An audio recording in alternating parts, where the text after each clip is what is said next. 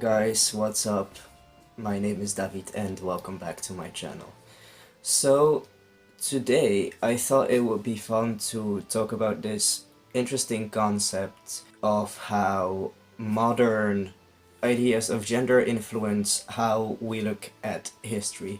So, I am going to be using the Viking Age as a example because that's what I know the most about, but this goes for every single time period in history.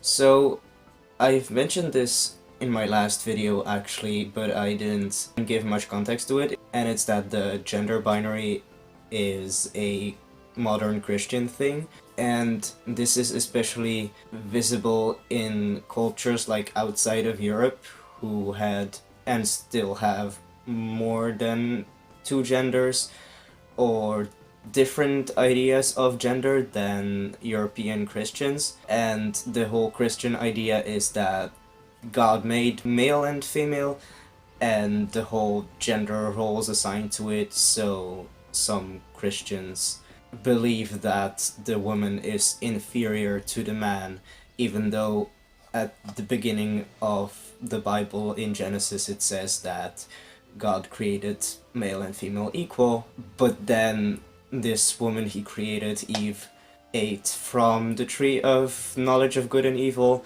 and God got angry and made her inferior to man. Which, you know, it's kind of weird to just blindly assume something that's been written in a book more than 1,000 years ago is the truth, and it's how we should be living, but some people think that. So, because our worldview, even like us queer people who now know that there are more than two genders, in the Western world sometimes is still very influenced by these ideas of Christianity, because it's just our whole society has been built up by Christian rulers, Christian elites, so sometimes we don't even know how things are Christian.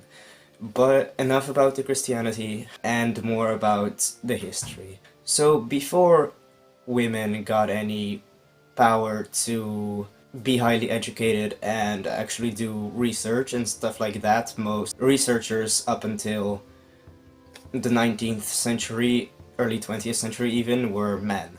So of course they studied history from a male point of view. And since those historians were mostly cishet, white, conservative male, they studied history from their point of view. So, for example, if archaeologists found a skeleton with a sword and things they would consider male attire, they automatically assumed that this was a person of the male gender. Now, it has happened a few times now with modern archaeological methods like osteology, so bone science. They can basically like guess the sex of a skeleton based on their bones. And there was this one very known find in Birka in Sweden, which had for a long time been assumed a male grave because the person who was buried there, well, had male things in their grave. At least that's what has been thought earlier. And then this osteological research showed that this skeleton was actually female, and a lot of researchers did not want to believe it because how was that possible? This skeleton had all male things, how is this a female? And it shows how they were very biased as to who should have been a warrior, who should have been buried with weapons and male attire. Because there's still this whole idea that the Vikings, in this case, were like super masculine men who went out to plunder and kill everyone, and there were only men, only white men, things like that.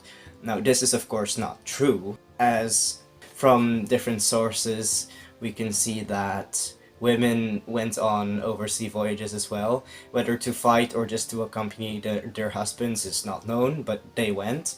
And there have been multiple female finds of either burials with weapons or bones with fractures that suggest someone has been killed in battle, which also suggests that women could have been warriors. Now, if you have read like things like sagas or Norse mythology, the position of women is there. There are warrior women like the Valkyries, and there are the Norns who spin the fate of people. But these sources are written by Christian writers later on, so we don't know if they are like 100% accurate of the situation. But at least it shows that women were valued and were important in the Viking Age. So, going back to the Birka find, the female bones in the male grave, now most researchers agreed that this was a woman because of the bones. But I would suggest looking at it also from a social gender point of view, like what if this individual who happened to have female bones actually identified as male, and that's why they were buried with male things, in male clothing, with weapons and things like that. Now, that's when these conservative researchers get all, we cannot push these modern ideas of gender onto history. Meanwhile, they do exactly the same thing. So if one thing is possible, then the other is as well. We have to think about the fact that queer people did not come out of nowhere. It's not a modern thing. People have been queer since the beginning of humankind. So is it really that weird to suggest that some people in the Viking Age might have been assigned female at birth but identify as male and being accepted as male in society? You know, we will never know unless we find some kind of written source material describing trans people. But for now, we can only theorize, we can only think, what if? But ideas of gender are time-bound and culture-bound, so we cannot assume that they were the same 1,000 years ago as they are now, and we cannot assume that they are the same in, for example, Asia as they are in Europe, because gender is a social construct and it's relative. People even go as far as to suggest that sex is also a social construct because you get assigned a sex at birth. Someone looks at you and decides what sex you are. But that's a whole different story. So yeah, my main point is that history is much more complex than it might seem, and there has been more than male and female throughout history. It's possible that trans Vikings existed, maybe non-binary Vikings existed, and maybe just unlabeled Vikings existed, because labels like trans and non-binary are also modern things. We don't know how these people identified if they did not write their feelings down. Some things we will just never know, and that's, well, it's kind of sad, but we just have to deal with that. Well guys, that's it for today's video. I hope you enjoyed it, and I will see you next time. Bye bye.